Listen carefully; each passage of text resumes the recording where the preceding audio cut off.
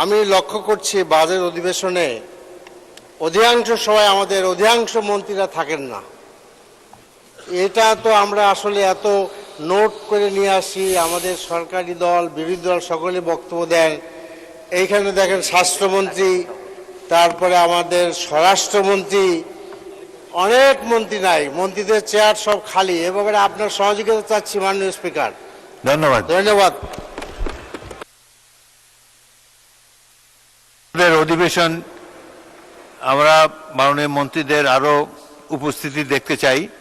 শুকর করেন যে অর্থমন্ত্রী অন্তত আছেন এখানে, কিন্তু অন্যান্য মন্ত্রীদেরকেও অনুরোধ জানাবেন সংসদ সদস্যদের পক্ষ থেকে। বাজেট সেশন গুরুত্বপূর্ণ সেশন, তারা থাকলে আমরা বাধিত হব। চিফ হুইপ বলেন। মাননীয় স্পিকার, বাস্তবতাটা হলো এই যে অনেকে রাষ্ট্রীয় কাজে বা বিভিন্ন কাজে ব্যস্ত থাকে, এটা ঠিকই। তবে সংসদে তাদের আসা উচিত, আসলে ভালো হয়। কিন্তু মাননীয় অর্থমন্ত্রী আগাগোড়া এখানে উপস্থিত আছেন, কারণ বাজেট সংক্রান্ত বিষয়ে সব বিষয়ে যে কথা বলা হয়, সকল কথা শেষ কথা গিয়ে অর্থমন্ত্রী বলবেন। স্বাস্থ্য খাতেও বলবেন, বিদ্যুৎ খাতের কথাও বলবেন, পুলিশের কথাও বলবেন, আইনের কথাও বলবেন, সব কথাই অর্থমন্ত্রী বলবেন মাননীয় স্পিকার। সে কারণে মাননীয় অর্থমন্ত্রী প্রেজেন্ট থাকেন, মাননীয় আমাদের মহাসচিব এবং এলজেডি মন্ত্রী মহোদয় তিনি সবসময় উপস্থিত থাকেন, অন্যান্য মন্ত্রীও থাকেন।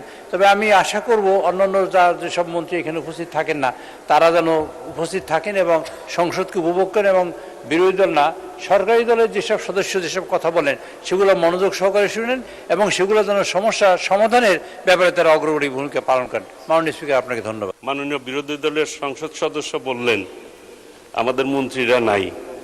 ঠিক আছে, বলার আগে যদি নিজের দিকে তাকায় বলতেন সংসদ বিরোধী দলের নেতা এবং উপনেতা দুইজনের কেউই নাই, তারাও যাতে ঠিক মতো থাকে আর বসুন। ধন্যবাদ, ঠিক হবে আর কি। ধন্যবাদ মাননীয় স্পিকার।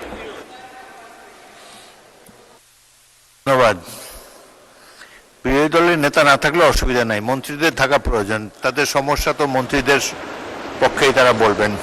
তবুও সংসদের সৌন্দর্য রক্ষার্থে সকলেরই থাকা বাঞ্ছনীয়।